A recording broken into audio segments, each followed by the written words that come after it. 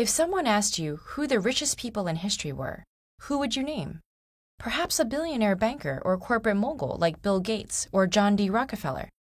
How about African King Musa Kita I? Ruling the Mali Empire in the 14th century CE, Mansa Musa, or the King of Kings, amassed a fortune that possibly made him one of the wealthiest people who ever lived. But his vast wealth was only one piece of his rich legacy. When Mansa Musa came to power in 1312, much of Europe was racked by famine and civil wars.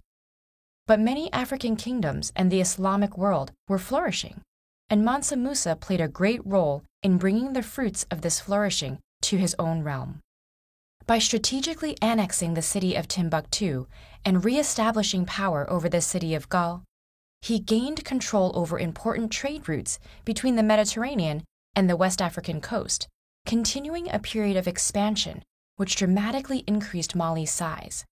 The territory of the Mali Empire was rich in natural resources, such as gold and salt. The world first witnessed the extent of Mansa Musa's wealth in 1324, when he took his pilgrimage to Mecca. Not one to travel on a budget, he brought a caravan stretching as far as the eye could see. Accounts of this journey are mostly based on an oral testimony and differing written records, so it's difficult to determine the exact details. But what most agree on is the extravagant scale of the excursion.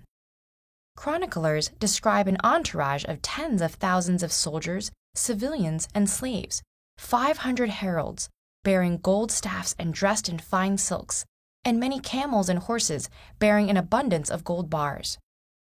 Stopping in cities such as Cairo, Mansa Musa is said to have spent massive quantities of gold, giving to the poor, buying souvenirs, and even having mosques built along the way.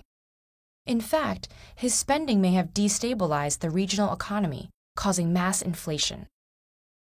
This journey reportedly took over a year, and by the time Mansa Musa returned, tales of his amazing wealth had spread to the ports of the Mediterranean. Mali and its king were elevated to near legendary status, cemented by their inclusion on the 1375 Catalan Atlas. One of the most important world maps of medieval Europe, it depicted the king holding a scepter and a gleaming gold nugget. Mansa Musa had literally put his empire and himself on the map.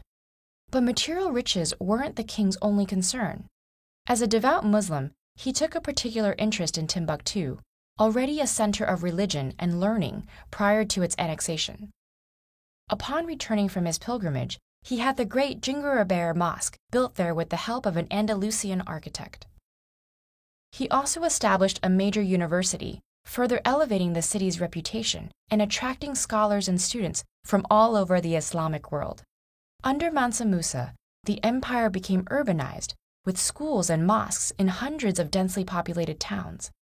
The king's rich legacy persisted for generations, and to this day, there are mausoleums, libraries, and mosques that stand as a testament to this golden age of Mali's history.